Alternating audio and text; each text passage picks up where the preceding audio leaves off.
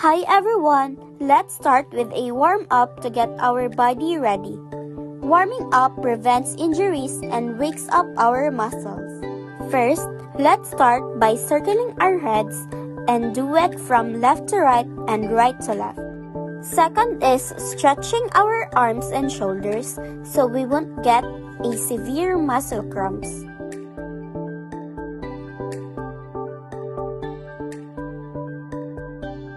And lastly is lower limbs warm-ups, where we stretch, move, and ready our lower limbs so we won't get tired easily.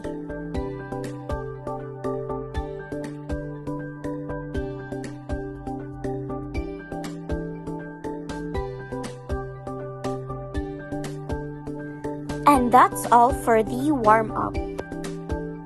Let's move on to bird dog variations.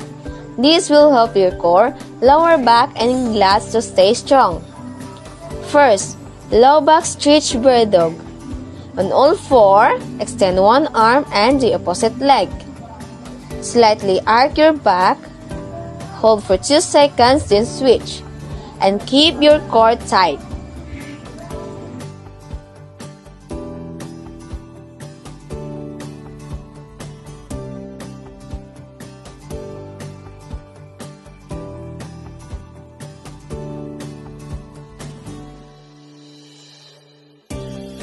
Standard bird dog. Same position. Extend your arm and opposite leg. Hold for a moment and return. Move slowly and keep your back straight.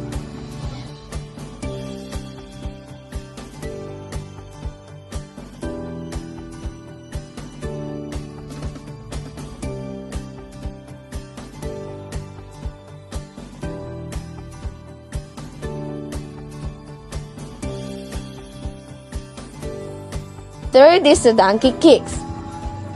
Stay on all four. Bend your knee and kick your heel up to the ceiling. Squeeze your glutes at the top. Great work! These exercises help you build stability and protect your spine.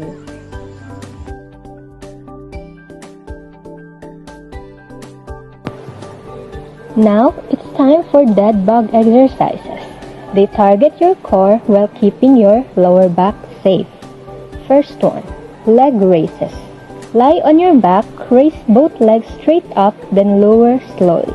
Don't let your back lift off the floor. Number 2, heel taps. Bend your legs at 90 degrees, tap one heel to the floor, and return, then switch sides. Keep your core engaged.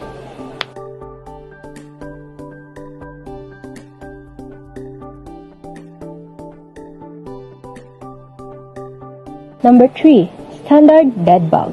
Arms up, legs at 90 degrees, lower opposite arms and legs slowly. Then return. Nice control, girl! These moves improve your core strength and posture.